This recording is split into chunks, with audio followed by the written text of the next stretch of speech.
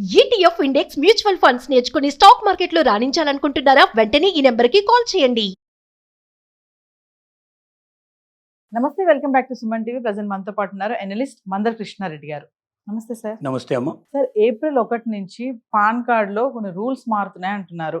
మరి దేనికైనా pan card అడుగుతున్నారు. ఈ మధ్య కాలంలో చూసుకుంటే ప్రతి దానికి కూడా పాన్ కార్డ్ అంటూ ఉంటారు కదా. సో ఈ వినియోగం ఎక్కువైపోతుంది కాబట్టి దీని యూసేజ్ తగ్గించాలని చెప్పేసి కొన్ని రూల్స్ వస్తున్నాయి అంటున్నారు సార్. ఒకసారి వాటి గురించి. ఇప్పుడు దాకా పాన్ కార్డ్ ఏంటంటే ఆర్థిక లావాదేవీల ప్రతి ఒక్క లావాదేవీలో కంపల్సరీగా పాన్ కార్డు ఉపయోగం అనేది పెట్టారు. అంటే పాన్ కార్డు మనం ఉపయోగిస్తున్నట్టు దాని అర్థం ఏంటి? ప్రభుత్వానికి మనం ఎంత డబ్బు సంపాదిస్తుంది, మనం చెల్లిస్తున్నాము, ఎంత డబ్బు తీసుకుంటాం అనే విషయం తెలిసినట్టుగా చేయడానికి పాన్ కార్డు ఆ నెంబర్ ద్వారా ఇన్ఫర్మేషన్ అంతా పోతుంది, గవర్నమెంట్కి వెళ్తుంది. సో దాన్ని బట్టి వాడు ఎంత ఖర్చు పెడుతున్నాడు, ఎంత సంపాదిస్తున్నాడు, ఎంత అతని దగ్గరికి వస్తుంది, దీన్ని బట్టి ఇన్కమ్ ట్యాక్స్ పే చేస్తున్నాడు లేదా అనేది చెక్ చేసుకోవడానికి దాన్ని ఒక భాగంగా గుర్తించడం జరిగింది. అయితే ప్రతి చోట దీన్ని ఇలా తీసుకెళ్లి చూపించాల్సిన పరిస్థితి ఏర్పడినప్పుడు కొద్దిగా సాధారణ పౌరులు కొద్దిగా ఇబ్బంది పడుతున్నారని చెప్పి వీటిలో కొన్ని మార్పులు తీసుకురావాలని ప్రభుత్వం నిర్ణయించింది. దీని ప్రకారంగా ఏంటంటే బ్యాంకుల్లో 50,000 మించి ఎవరైనా 50,000 కట్టాలన్నా అంతకు మించి కట్టాలన్నా కంపల్సరీగా పాన్ కార్డు ఉండాల్సింది. 50,000 లోపలైతే డిక్లరేషన్ ఫామ్ మీద సంతకం పెట్టేసేసి వాడు కట్టేయడానికి అవకాశం ఉండేది. ఏప్రిల్ 1 నుంచి ఈ అవకాశం లేకుండా, ఈ ఆలస్యం లేకుండా సంవత్సరానికి 10 లక్షల కన్నా ఎక్కువ టర్నోవర్ ఏ అకౌంట్లో అయితే ఉంటుందో వాళ్ళు పాన్ కార్డును తప్పనిసరిగా సబ్మిట్ చేయాలనేది కండిషన్ పెడుతున్నారు. ఎందుకంటే వ్యక్తిగతంగానే 12 లక్షల నుంచి 15 లక్షల దాకా ఇప్పుడు దాదాపుగా పర్సనల్గా ఇన్కమ్ ట్యాక్సే పే చేయాల్సిన అవసరం లేని పరిస్థితి దాదాపు క్రియేట్ చేశారు. కాబట్టి 50,000కి, ₹1,00,000 ప్రతిదానికి చూపించాల్సిన అవసరం లేకుండా 10 లక్షల కన్నా మించినటువంటి టర్నోవర్ వాడి అకౌంట్లో ఉన్నట్టయితే అప్పుడు ఖచ్చితంగా పాన్ కార్డు సబ్మిట్ చేయాల్సిన పరిస్థితి. అంటే అప్పుడు పాన్ కార్డ్ డీటెయిల్స్ ఇవ్వాలి తప్ప ప్రతి ట్రాన్సాక్షన్కి ఇవ్వాల్సినట్టు అవసరం లేదు అనేది ఒక డిక్లరేషన్ తీసుకొస్తున్నారు. అలాగే స్థలాలు కొంటే, మనం ఇళ్ళు కొన్నా లేకపోతే పొలాలు కానీ స్థలాలు కానీ కొన్నప్పుడు తప్పనిసరిగా ఇంతకుముందు 10 లక్షల కన్నా మించిన ట్రాన్సాక్షన్ ఉంటే కంపల్సరిగా పాన్ కార్డు పెట్టాల్సిన అవసరం ఉండేది. ఇప్పుడు 20 లక్షల పైన ఉన్నప్పుడు మాత్రమే పాన్ కార్డు పెట్టాలని నిబంధన పెడుతున్నారు. అంటే 20 లక్షల లోపల ఉండేటువంటి ట్రాన్సాక్షన్స్కి పాన్ కార్డు అవసరం లేదనేది డిక్లేర్ చేయడానికి ప్రయత్నం చేస్తున్నారు. ఇలాగ పాన్ కార్డు ఎక్కడెక్కడైతే ఉపయోగిస్తున్నారో అక్కడ ముఖ్యంగా ఇన్సూరెన్స్ విషయంలో మాత్రం చాలా జాగ్రత్తగా డీల్ చేస్తున్నారు. ఏంటంటే ఇన్సూరెన్స్ చిన్నదైనా, అది జనరల్ ఇన్సూరెన్స్ అయినా, లైఫ్ ఇన్సూరెన్స్ అయినా, లేకపోతే హెల్త్ ఇన్సూరెన్స్ అయినా, ఏ రకమైన ఇన్సూరెన్స్ అయినా సరే, ఎంత చిన్న ఇన్సూరెన్స్ తీసుకున్నా పాన్ కార్డు మాత్రం కంపల్సరీ పెడుతున్నారు. ఎందుకంటే పాన్ కార్డు తిరిగి అంటే ఇన్సూరెన్స్ని క్లెయిమ్ చేసుకునేటప్పుడు చిన్న అమౌంటే కావచ్చు, ఆ అకౌంట్లోకి డబ్బులు పోవాలి తప్ప వేరే అకౌంట్లో పోవడానికి వీల్లేదనే ఉద్దేశంతో ఇన్సూరెన్స్ విషయంలో మాత్రం చాలా జాగ్రత్తగా డీల్ చేస్తున్నారు. అంటే ఇన్సూరెన్స్ వాళ్ళకి ఎగ్జంప్షన్ లేదు.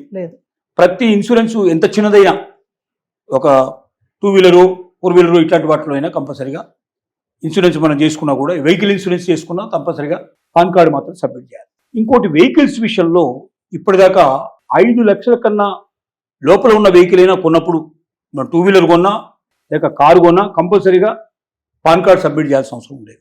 ఇప్పుడు 5 లక్షల లోపల ఉండేటువంటి వెహికల్స్కి ఏదైనా సరే పాన్ కార్డు సబ్మిట్ చేయాల్సిన అవసరం లేదు అంటున్నారు.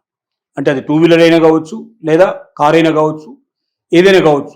5 లక్షల లోపల ఉండేటువంటి వెహికల్స్కి పాన్ కార్డు అవసరం లేదు. 5 లక్షల పైన ఉండేటువంటి వాటికి మాత్రమే పాన్ కార్డు ఉండాలని కండిషన్ పెడుతున్నారు. ఇలాగ రకరకాల మార్పులు తీసుకొచ్చి పాన్ కార్డును ఇప్పుడు దాకా విరివిగా ప్రతి నిమిషం మన జేబులో పాన్ కార్డు ఉంచుకోవాల్సిన అవసరమే, ట్రాన్సాక్షన్ చేసే ప్రతి ఒక్కరు కంపల్సరీ ఉంచుకోవాల్సిన పరిస్థితులు ఉండేది.